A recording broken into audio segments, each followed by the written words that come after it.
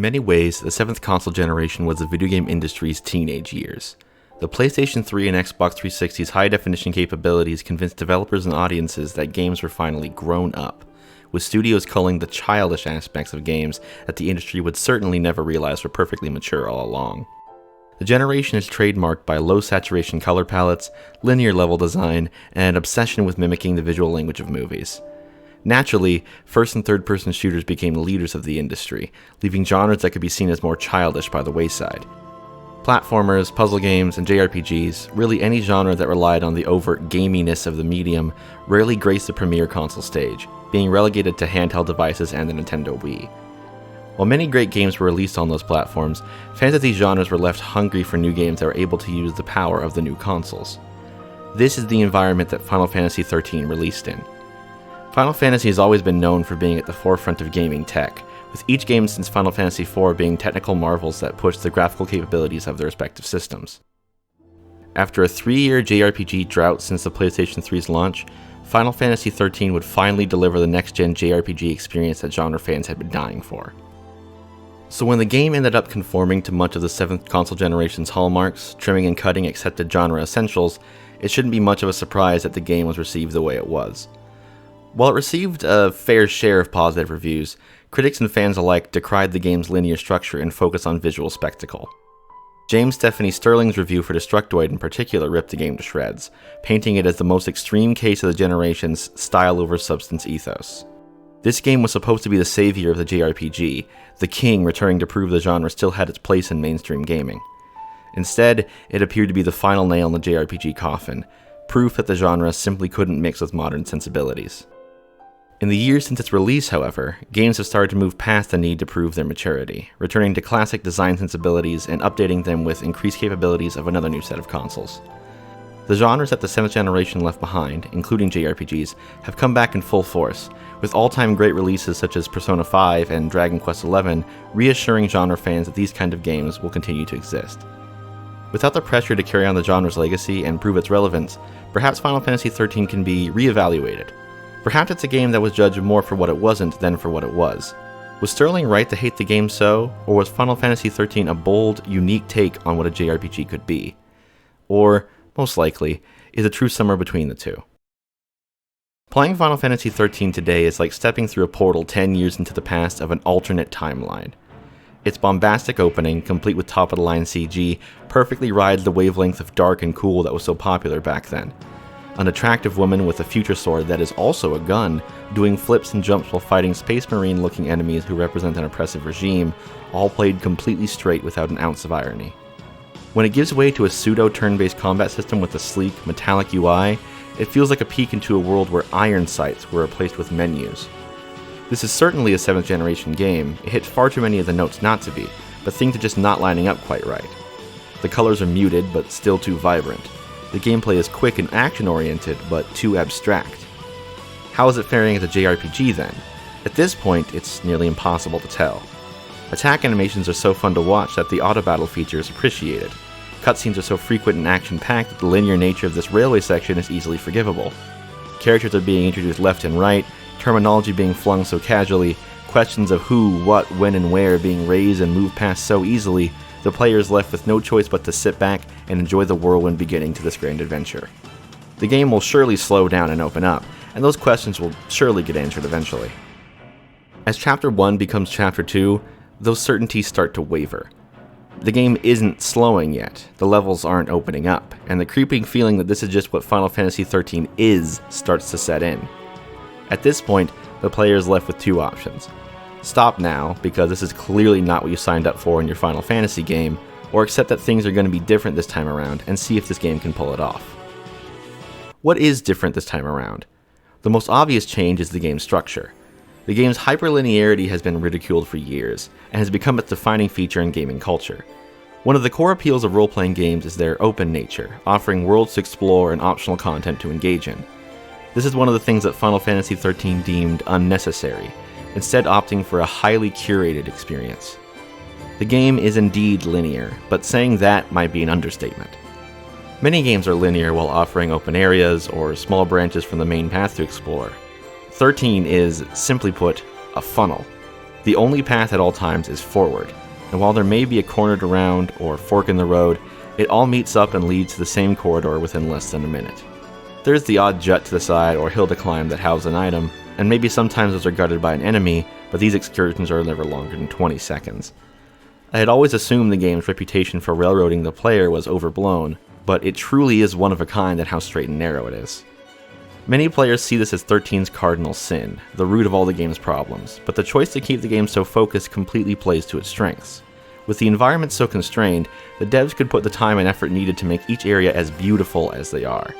The game is over 10 years old, yet the environments are just as stunning today as they were on release.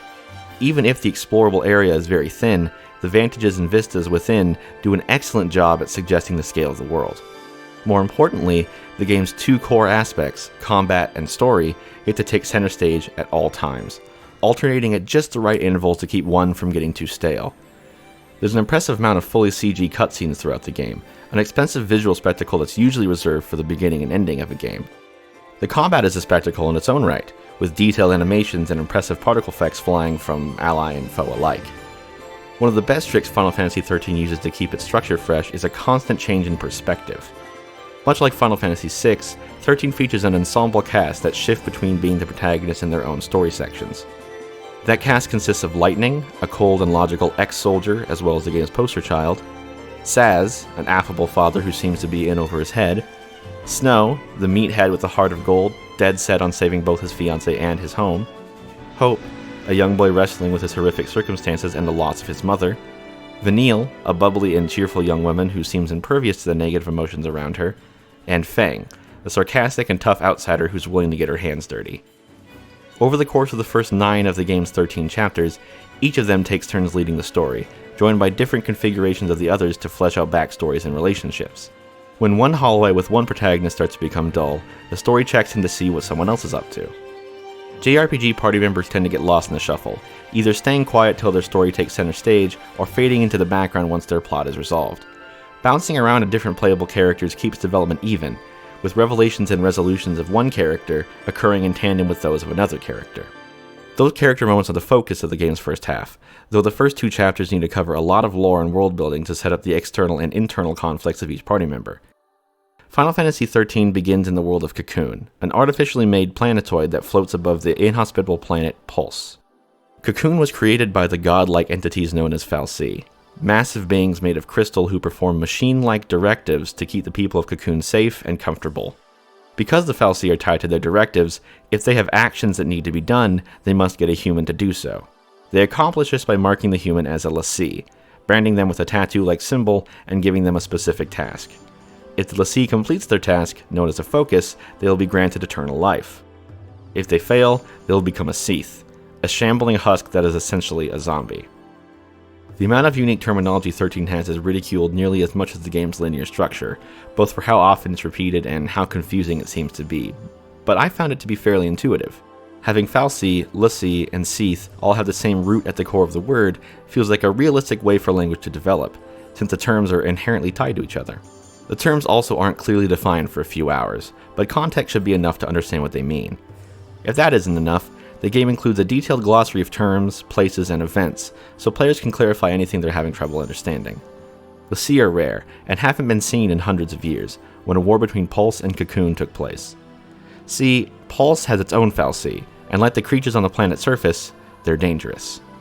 Pulse l'Cie, humans enthralled by the evil gods of Pulse, are the #1 enemy of Cocoon. When a Pulse fal'Cie is found deep in the Bodum region of Cocoon, paranoia and fear of Pulse influence spurs the public to ask for a purge. Everyone in Bodum must be removed from Cocoon, lest the influence of the evil creature created any l'Cie that could doom Cocoon. This is the conflict the game opens on, with the cast among those being purged. For their own reasons, they all resist, fighting through government troops and making their way to the Pulse fal'Cie, hoping to destroy it. This proves to be difficult. Instead of saving Cocoon from the creature, the fal'Cie marks the party as Pulse l'Cie. They are now enemies of the state, fate-bound to carry out their focus: destroy Cocoon on behalf of the Pulse fal'Cie. The party instantly realizes that the l'Cie brand is a death sentence. Failing to destroy their home, killing everyone they know and love, will turn them into monstrous Seaths. Deciding to carry out their focus will pit them against all of Cocoon's military and population. Even if they manage to succeed, the eternal life promised to loyal LaCie turns out to be a stasis, their bodies encased in crystal until a fal'Cie has use for them again. Their fate is certain, and the next 20 hours of the game center around the cast wrestling with their emotions in light of this. This leads to the most abstract strength of the linear structure, a synthesis between what the characters and the players can do. Becoming LaCie has stripped the party of their freedom, their only options being to move forward or give up. Offering distractions from the main quest simply wouldn't make sense with the time pressure the characters are under. Not everyone feels this pressure in the same way. Lightning is a Cocoon soldier who prided herself on her work ethic, cold to those around her as a byproduct of her line of work. In the days before the start of the game, she learned that her sister Sarah has been branded as a Pulse LaCie. Though she doesn't show her sister affection, this news is what led her to attack the Pulse fal'Cie and getting herself branded. She finds Sarah on the way there, but Sarah crystallizes soon after, having completed whatever her focus was. Lightning's cold nature is as much a defense mechanism from her own emotions as it is a necessity from her job, so she takes her focus as just another order from her superiors, not allowing herself to feel the grief and futility she deserves after losing her sister. The emotion she does permit is anger, a feeling always bubbling beneath her surface, coming out in bursts that betray her collected demeanor. She resents the others, eventually setting out on her own. Snow is Lightning's opposite in many ways. Sarah was his fiancée, so he had the right to feel as angry as Lightning does, but Snow is relentlessly optimistic. Despite being presented with gargantuan amounts of evidence to the contrary, there's no doubt in Snow's mind that he can save Cocoon and Sarah. Snow quickly jumps into danger if it means he can save others, a fact substantiated by his leadership of the group Nora. Nora is a gang of rebels devoted to helping their hometown of Bodom, and when that home is being purged, acts as a guerrilla military unit. They arm civilians with weapons and fight against Cocoon's government. They're not the most organized or strategic unit, but they save a surprising amount of people for some kids with guns. Snow carries that righteous, rebellious spirit into his life as a LaCie, defying the fal'Cie's ultimatum just as he defied the orders of the military. Hope doesn't have life experience to compare his predicament to. He's a 14-year-old boy who just happened to be visiting Bodom with his mother before the purge happened. He and his mother just happened to be in the group of civilians that Snow and Nora were trying to save. His mother volunteered to fight with the goal of saving her son, and she just happened to fall to her death after an explosion, Snow grabbing her hand but being unable to pull her up. Hope witnesses his mother's death from afar, and unable to process his emotions, decides he must find Snow and confront him for letting his mother die. When he's branded a LaCie, a monster shunned by the society he's grown up in, a monster that he has as much fear and hatred towards as the rest of the populace, he doubles down on his hatred for Snow. In Hope's eyes, Snow is a killer 2 times over, first causing his mom's death, second leading Hope to his own death sentence. As Lightning's anger flares and she sets out on her own, Hope sees his own anger in her, joining her to learn to become stronger, with the ultimate goal of confronting Snow and making him pay for what he's done. Vanille doesn't seem to fit into the equation. She's far too chipper during the purge, attaching herself to Hope to cheer him up and protect him. Becoming a LaCie doesn't seem to affect her much at all, and she instantly buys into Snow's idea of saving Cocoon instead of destroying it. It's as if she is actively choosing not to process the trauma of what has happened to her. In reality, she acts this way because she already was a Pulse LaCie before the game even began.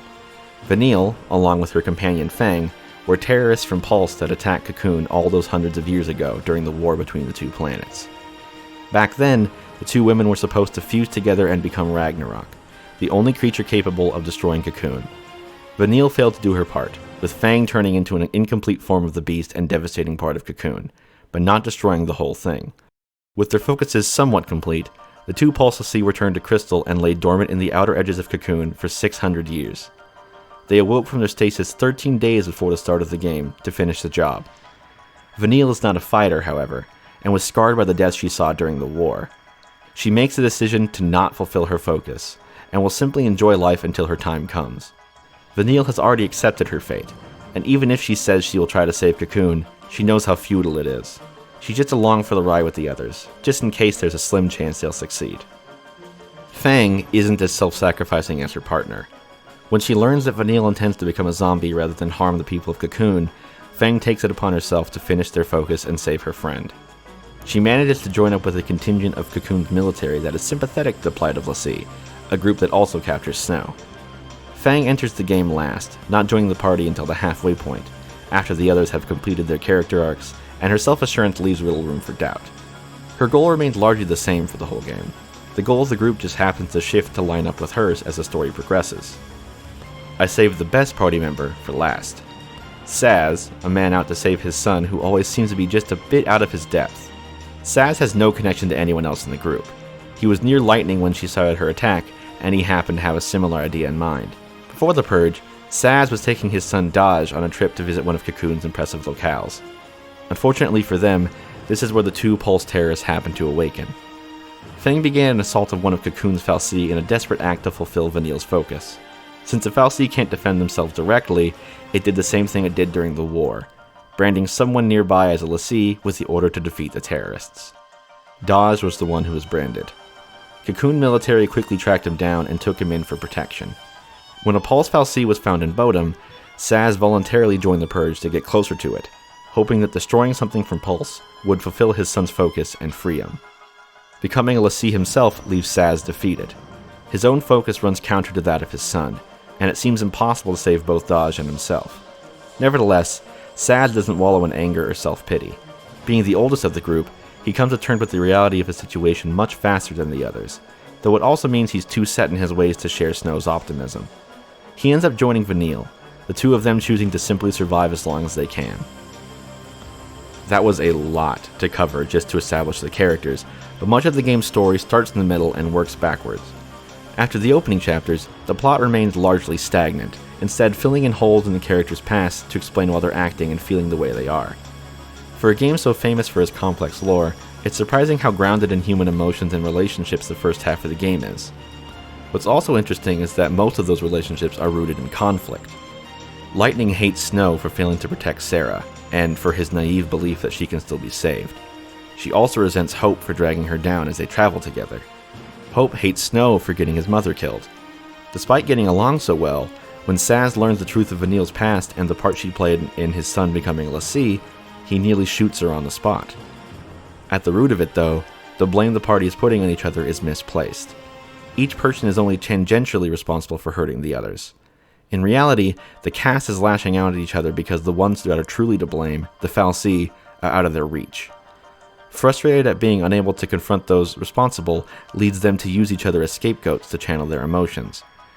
When it's revealed that the Cocoon Fal'Cie aren't as benevolent as they seem, it becomes clear that they have used propaganda to instill fear in Cocoon's humans of Pulse and their l'Cie, giving the population as a whole scapegoats to hate. Just as the people of Cocoon are distracted from the evil that rules them, the party is kept on edge and at each other's throat to prevent them from overcoming the odds together. It's curious then that the gameplay is built around working together to cover each other's faults and trusting others to do the right thing. As much as cinematic storytelling is one of Final Fantasy XIII's primary interests, it is equally, if not more so, concerned with getting as much mileage out of its one-of-a-kind battle system as possible. If cutting exploration to fully curate the pacing of the narrative is how 13 tried to modernize JRPG storytelling, then the alterations to classic Final Fantasy battle systems is how it moves forward towards the 7th generation's action focus. The series has a long history of trying to speed up turn-based combat and make it more intense, with the active time battle meter being its biggest contribution to that goal. Rather than having each unit in battle take turns, the ATB meter fills in real time, and when it's full, the character can act. Final Fantasy XIII takes the ATB meter to its logical conclusion. Here, the meter is segmented. When one chunk fills, an action can be performed. When the whole meter fills, a sequence of actions can be performed. Going for a full combo is generally the best option, but in sticky situations, letting out a single attack, heal, or buff spell can save the day. This would go a long way to giving fights a sense of urgency on its own, but 13's best gameplay idea, the stagger gauge, is what really gives combat momentum. Attacking an enemy fills a yellow gauge beneath their health bar, building to a limit.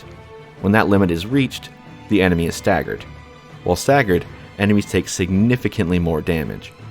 The damage is so much greater that building the stagger gauge becomes the primary goal of each fight, rather than simply draining the enemy's health. The stagger gauge drains, however, so constant pressure is needed to make sure the meter doesn't completely reset. Managing these two meters keeps combat fast-paced and engaging at all times. Combat moves so fast, in fact, that choosing what actions to take can often be too slow to keep up pressure or react to incoming attacks.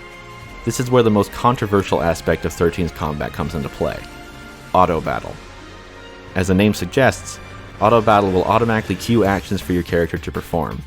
The AI is impressive, reacting to things like enemy weaknesses and resistances, enemy proximity for area of effect attacks, and stat buffs to always pick the best option at any given moment.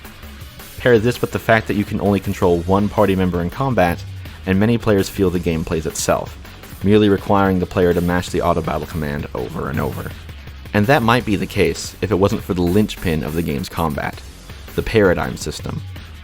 Somewhat similar to the job systems from Final Fantasies III and V, the paradigm system allows for each party member to switch between what roles they fill in combat. Whereas the job system was engaged with outside of combat, and characters would only switch jobs 2 or 3 times across the whole game, the paradigm system is much more fluid. Characters can swap roles on the fly, often acting as 3 different classes in each battle. There are 6 roles in all. Commandos deal the most damage, and increase the damage of the whole party. Ravagers are the best at building the stagger gauge. Sentinels are tanks that can attract enemies' attention and passively buff the whole party's resilience. Medics heal the party, be that restoring health, reviving downed allies, or removing status effects. Synergists buff the party, increasing stats and speeding up the ATB gauge. And lastly, saboteurs impair enemies with status effects and debuffs. Players can configure certain combinations of these roles that they can switch between to react to situations in battle. These party configurations are called paradigms, and 6 of them can be taken into each encounter. Knowing when to use each paradigm is the key to winning a fight. Yes, the vast majority of encounters exclusively use auto battle, but the player needs to make sure the right paradigm is active at each given moment. Ravagers are needed to build stagger, but the meter drains quickly unless a commando can stabilize it with their own attacks. If an enemy is building to a big move, a sentinel is needed to protect the team. Outside of a limited use ability characters can learn, medics are the only role that can heal, so they need to jump in regularly to top off the team's health. Synergists are great to start a fight with buffs, and their haste spell that speeds up the ATB meter becomes a necessity in the late game. The mix of auto battle and paradigm shifting makes the player feel more like a coach calling plays than an active participant, but the speed of combat, especially in the second half of the game, means that paradigms need to be changed constantly and with precision. I tended to start fights with a synergist and a saboteur to give out buffs and debuffs, switching to 2 ravagers and a commando for damage. If the team got too hurt, I switched to a sentinel to tank, a medic to heal, and a synergist to refresh the group's buffs. This worked pretty well for me, but it's far from the only option. Add the fact that each party member fills each role slightly differently, and that only 3 of the 6 characters can be in each battle, and the paradigm system offers immense depth and customization. It's almost too many options, but the shifting perspectives in the narrative also excellently introduces each role and each combination of roles.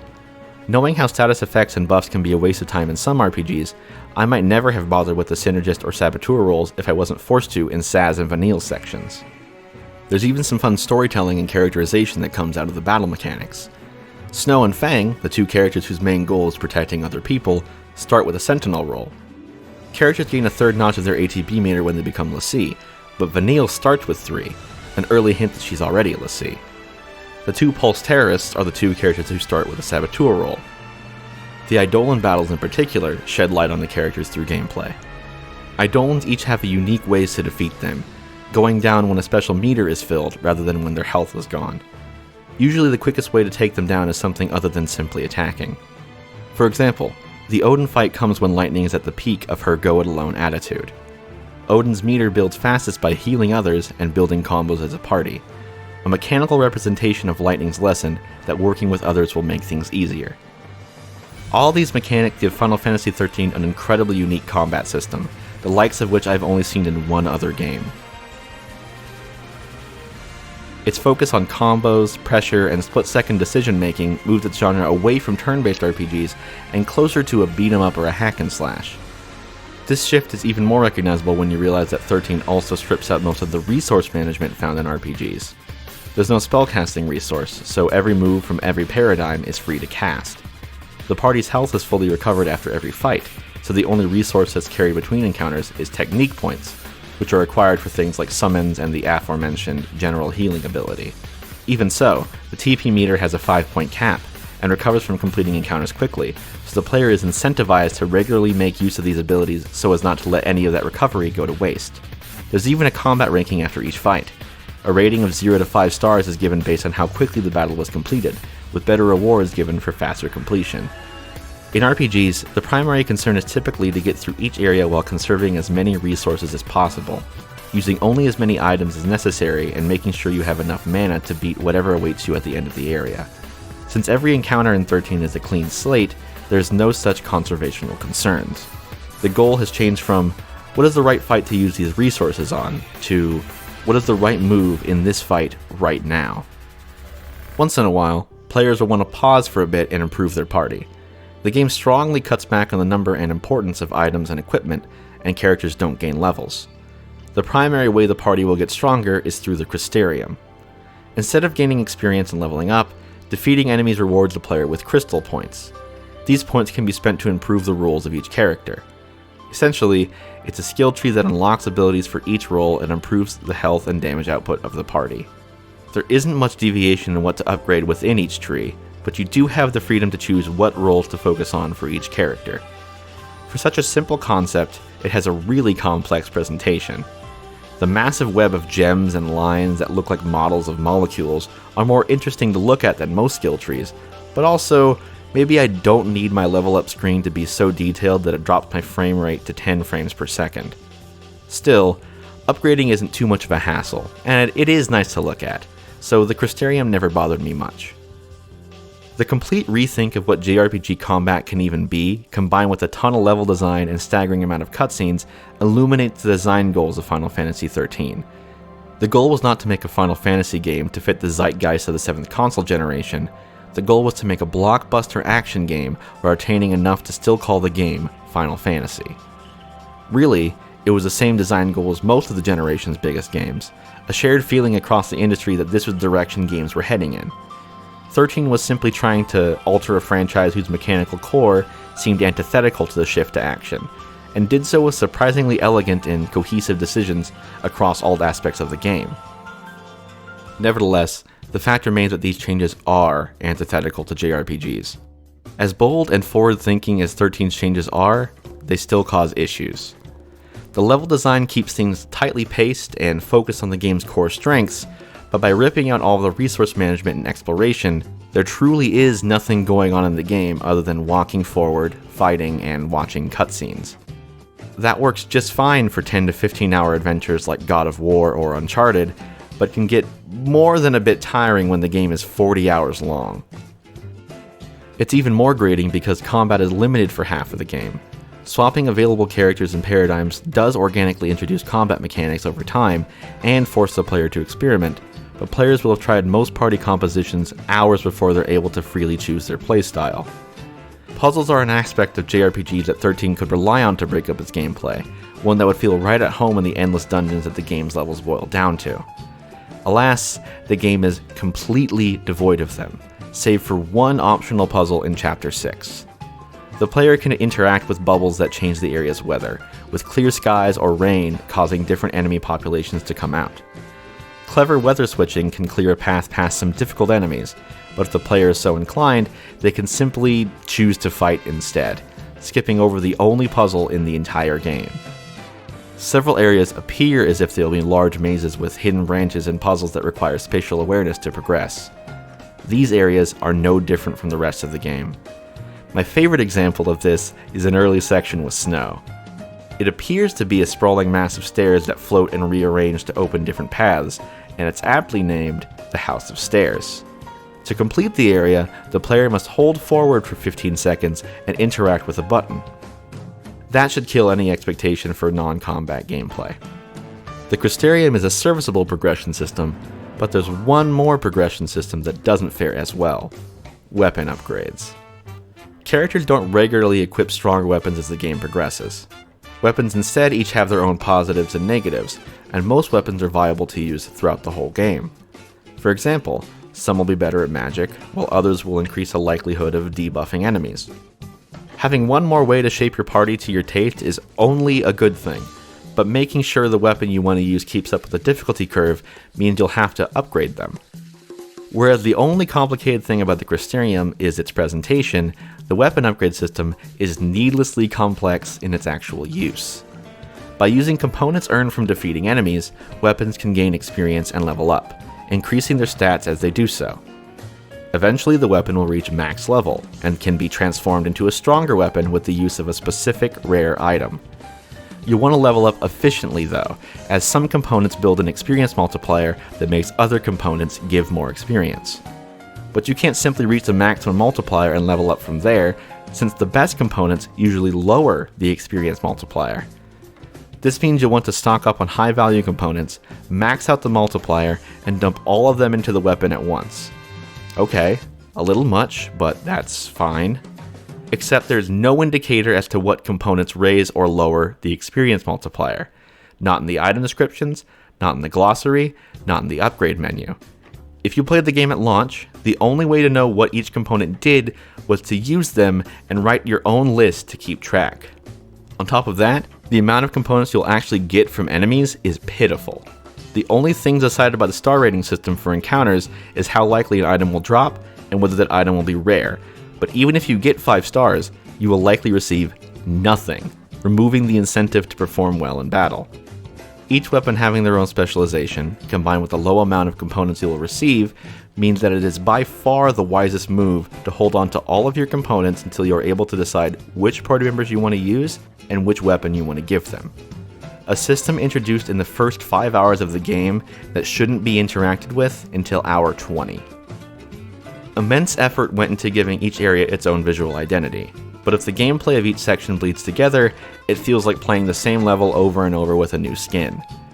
13 is also trying to build a massive, complex world, and the graphical fidelity really sells it, but not as much as actually exploring that world would. Characters do an awful lot of talking about Cocoon's society and all the places people live in and visit, but the player barely gets to see any of that firsthand. No NPCs to talk to and no towns to see how they live makes Cocoon feel like a hollow facsimile of a place. Chapter 8, the closest chapter to a breather section, is also the shortest. Saz and Vanille are supposed to be exploring a massive amusement park, but all the player does is walk down a walkway, board a vehicle, and walk down a curved walkway. It technically has 13's only minigame, but I'd hardly call finding a bird 3 times in a small area a minigame. After the bird is found, it's back to fighting and cutscenes. The game doesn't even reach Cocoon proper for hours. The first 7 chapters are all on the outskirts and edges of the world. This section is where the most world building is done, but since the player still hasn't seen where people in Cocoon live outside of flashback cutscenes, the lore feels intangible, and the stakes the characters are feeling never quite reach the player. It's hard to care about Cocoon when you can't see it for yourself. It's like a kid in grade school talking about how great their girlfriend is, but they go to another school so you can't see or talk to them. You start to think you're being lied to. I'll pause things here for a moment to praise the last thing I unequivocally love about Final Fantasy XIII, the music. Composer Masashi Hamauzu deserves as much credit for realizing 13's world as the entire visual design team. His work carves out a feeling for 13 that is completely unique to any other game in the series. The soft vocals that grace many of the songs feel like whispers from another world, and that ethereal tone extends to even the most orchestral tracks. Percussion flows from organic to electronic to sampled, with each feeling like natural counterparts to each other, in the same way the bright lights and holograms mesh with the landscapes. Much like the rest of the game, the soundtrack forgoes series staples, like the standard battle music intro and the famous prelude that usually graces the title screen of these games. In its place is a strong main theme that is remixed and recontextualized throughout the whole game. The crowning achievement of the OST is the battle theme, Blinded by Light. I feel no qualms in citing this as the best battle theme in the whole franchise. Its opening is menacing, more and more instruments joining and building the song into its bright chorus, the melody of which defeats the doubt established by the opening, but not confidently enough to sound arrogant. It perfectly rides the same line between desperation and optimism that the game's cast does. As all of the game's issues come to a head, Final Fantasy XIII presents the ace up its sleeve. The cast is finally together, and the villain is about to make his plan known.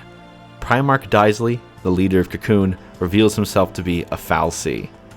He knew of the Pulse fal'Cie in Bodum, and let the party become l'Cie in its service. According to him, there is a being above even the fal'Cie, known as the Maker, a being that had forsaken the world long ago. Longing to call back their creator, the fal'Cie made Cocoon as a factory to create and house humans. When the time was right, the Cocoon Fal'Cie would allow themselves to be killed.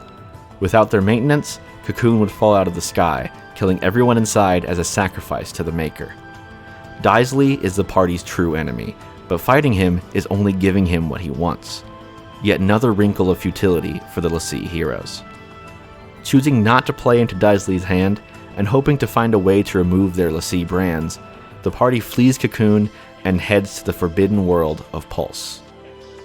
If the linearity of the game up to this point is a gameplay representation of the party's lack of freedom, the design of Pulse mechanically interprets their choice to defy fate. The game completely upends the formula it had been relying so heavily on. Pulse is an open world, fully explorable at the player's own pace. There are side quests to complete, optional areas and scenes to see, bonus bosses to fight.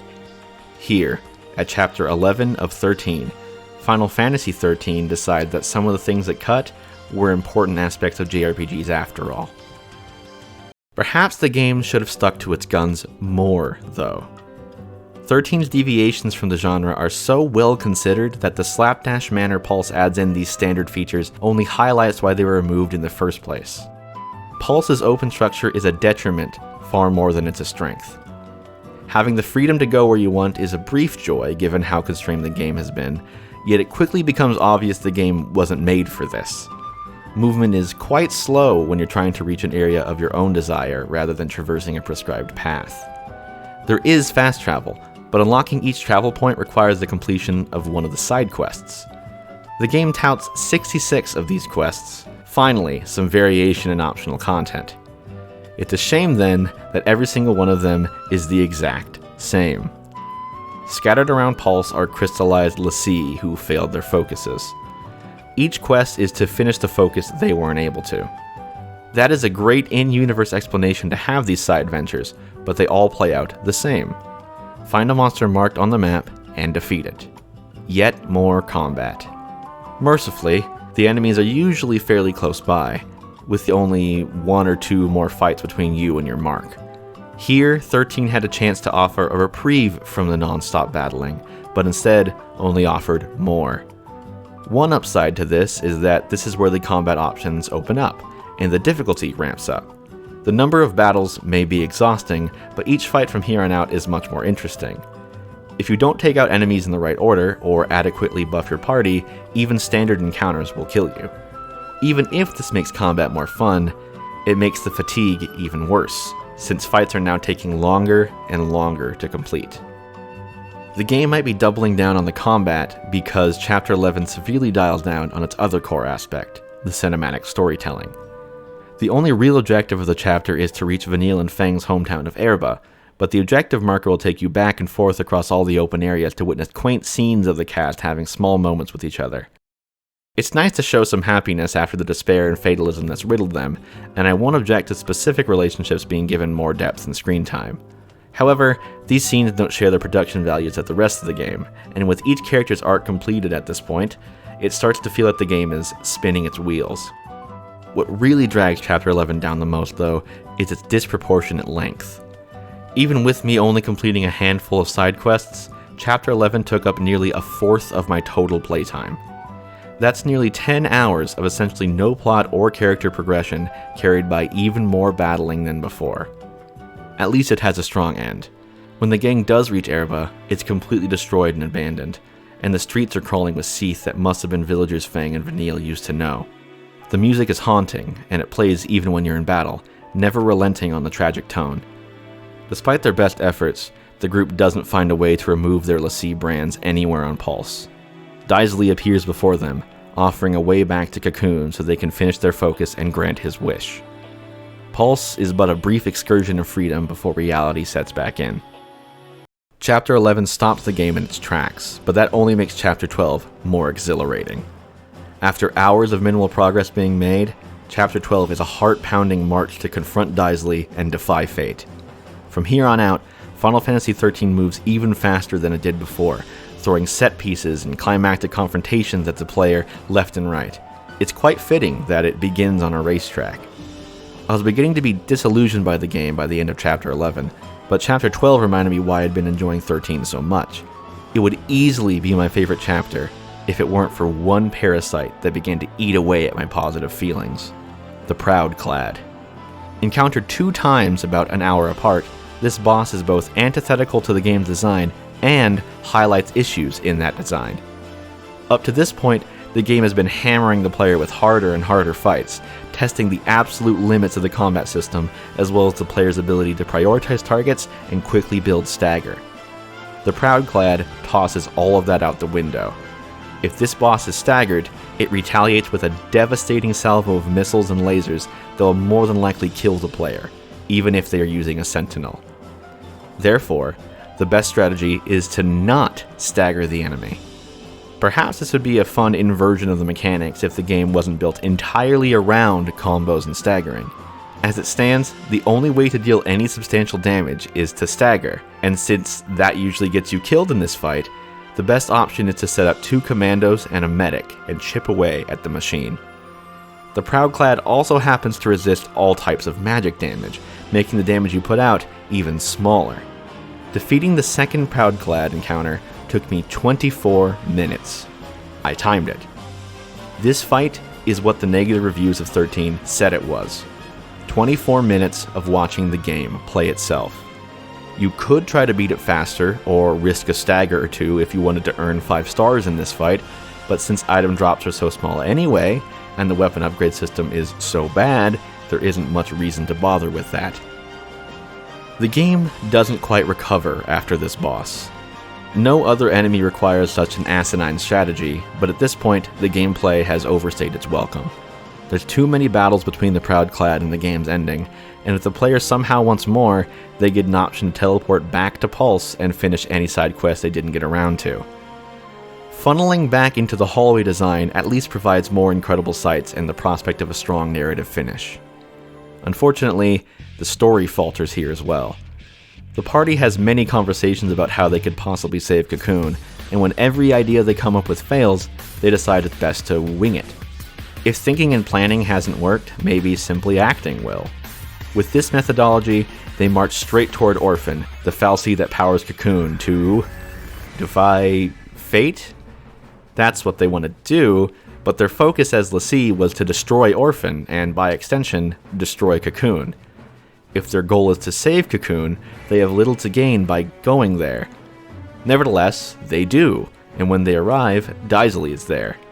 The group has one final clash with the Primarch because they don't like him, I suppose. Daisley wants them to kill Orphan and himself, but perhaps by attacking, he's forcing them into action.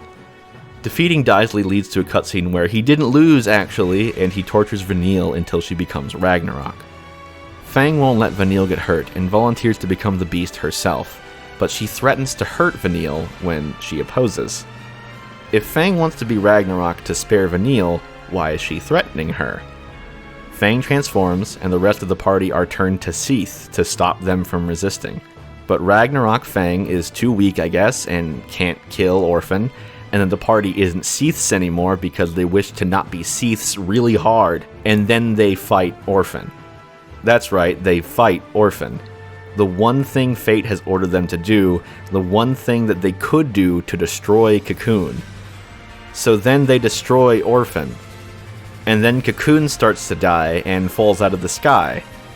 So the heroes lose? But wait, no, because Vanille and Fang realize they need to fuse together to become Ragnarok, and they do so. Instead of using Ragnarok's power to end the planet, the 2 Pulse natives use it to build a massive crystal spire that stops Cocoon's descent, sacrificing themselves in the process. The others are turned to Crystal, their focus is technically complete, but are freed from that prison because it'd be really sad if everyone died in the end. Sarah and Daj meet up with them, and without the machinations of the fal'Cie, humanity's future is up to them. They may have completely played into the villain's plan and done exactly what he wanted, but they were still able to save the world in the end. Maybe the message is that even if something is destined to happen, what happens after is up to us. Maybe. Or maybe this is the first game in a trilogy and the writers decided they'd be able to explain things later. Either way, it's not a very satisfying conclusion as a standalone narrative. But hey, if games really were finally like the movies, what better way to show that than bet on a sequel? After all that, was Sterling right then? Is Final Fantasy XIII a shining example of the 7th console generation's self-indulgence? Despite the game faltering in its final act, I don't think so. Final Fantasy XIII wants to tell a story of characters bound to a terrible fate, unable to exercise their own freedom, and rethought the possibilities of the JRPG genre to craft a video game to complement that story. Linear levels and non-stop battling put the player in the same position as the characters, while also allowing for a deliberately paced narrative. Just like a teen trying to prove themselves to their elders, Final Fantasy XIII does its best impression of what it thinks a mature game should be, and it cares far too much about separating itself from the franchise's past. But just because they're not an adult yet, doesn't mean they're not growing up. I hope you enjoyed the video. I've always been curious about this game, and I love discovering its one-of-a-kind nature, warts and all. Thanks for watching.